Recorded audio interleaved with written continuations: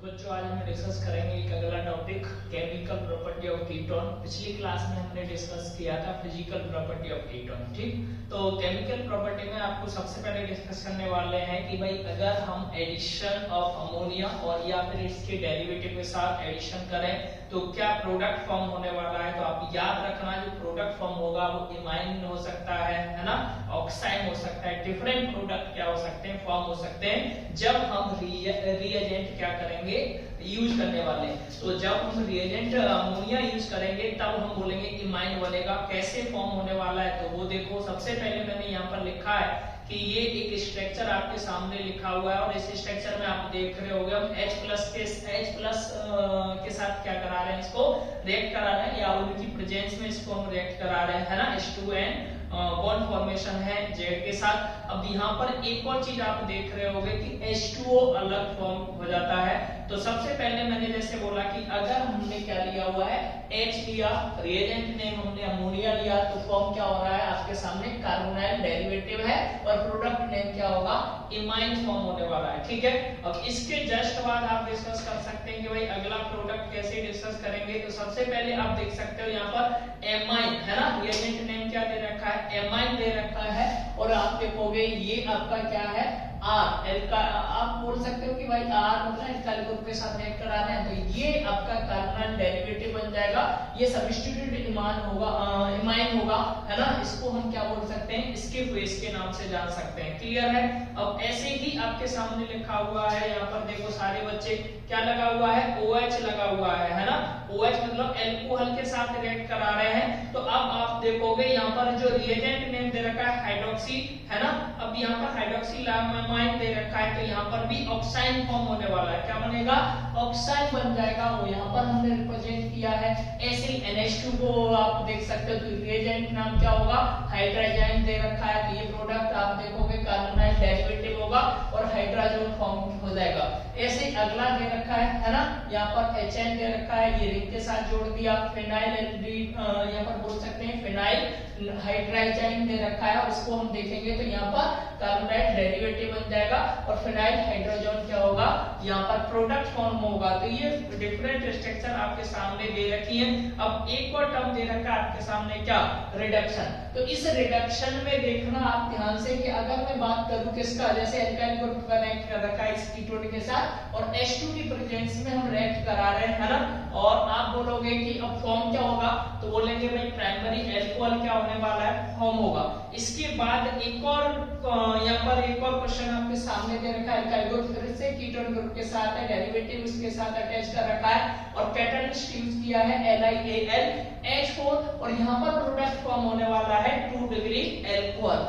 ऐसे ही नेक्स्ट हम देखेंगे, हम HI की प्रेजेंस में रिएक्ट करा रहे हैं उसी ग्रुप को, एल्काइल ग्रुप को कीटोन के साथ अटैच करके। तो यहाँ पर हम देखेंगे मिथाइल ग्रुप एल्काइल के साथ अटैच होगा, है ना।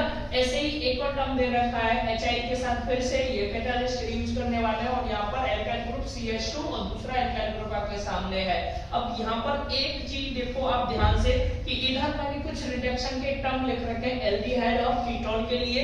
तो एल्डिहाइड फॉर्म में आप देखोगे क्लीमेंसन रिडक्शन रिएक्शन लिखी हुई है और इधर वॉल्फ-किस्लर रिडक्शन आपके सामने कीटोन के लिए। ये भी हाइड्रोकार्बन है, ये भी हाइड्रोकार्बन है। अब यहाँ पर हम बोलेंगे कि भाई एडिशन ऑफ ग्रिग्नार्ड रिएजेंट के साथ आप इसको कैसे रिएक्ट कराओगे।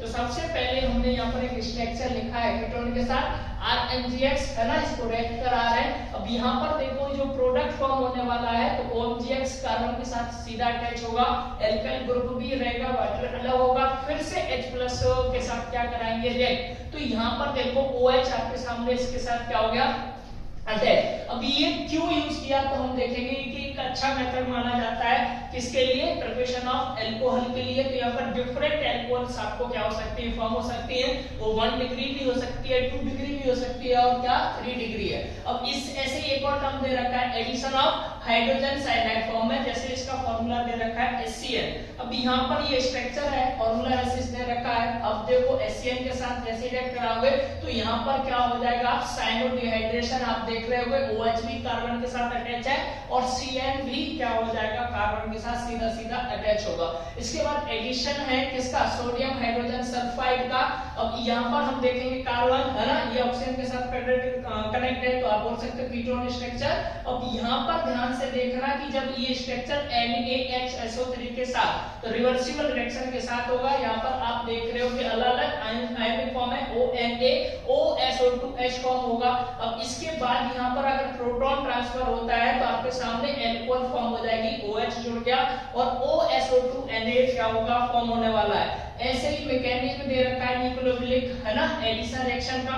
तो सबसे पहले यहाँ पर एक फर्स्ट पार्ट देख रहे हुए एल्डोन है ना, कंडेंसेशन। तो एल्डोन कंडेंसेशन में हम क्या देखने वाले हैं कि आप देखोगे यहाँ पर कि बॉन्ड है ना, यहाँ पर क्या होगा, बॉन्ड फॉर्मेशन हो जाएगा अलग से जब हम हीट करेंगे इसको H2O के साथ। तो अब आपके सामने ये रिएक्शन मैंने लिखा CH3 और यहाँ पर देखो बॉन्ड फॉर्म हो रहा है कार्बन का।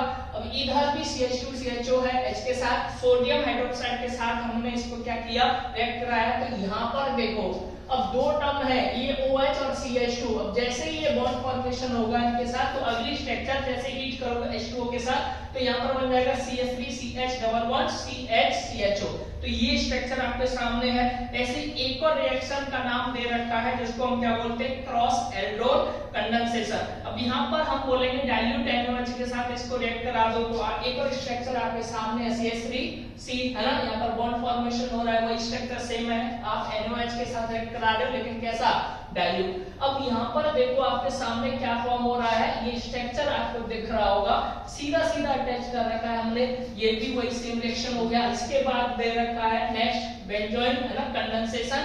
इसमें एरोमेटिक कार्बन कंपाउंड आपके सामने जुड़ा हुआ है, ये भी वही सेम कार्बन कंपाउंड आपके सामने जुड़ा हुआ है, यहाँ बोल सकते हैं वही सेम स्ट्रक्चर है।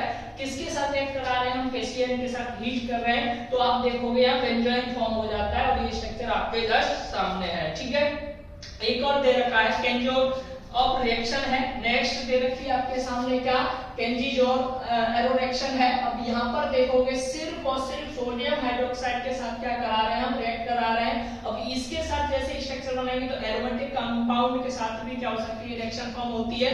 और ये आपकी डायरेक्ट जो भी रिएक्शन फॉर्म होगी वहां पर क्या होगा, CH3 जुड़ जाएगा किसके साथ, OH के साथ। तो यहाँ पर भी एल्कोहल फॉर्म जुड़ा हुआ है और ये ONA क्या होगा, यहाँ से बॉन्ड बनाने का किसके साथ, कार्बन के साथ। नेक्स्ट ये एरोमेटिक में जैसे मैंने बताया सेम ही है, NaOH के साथ रिएक्ट करा दो तो यहाँ बेंजाइल एल्कोहल फॉर्म हो जाएगा और सोडियम यहाँ पर क्या बन जाएगा, बेंजेट बन जाएगा।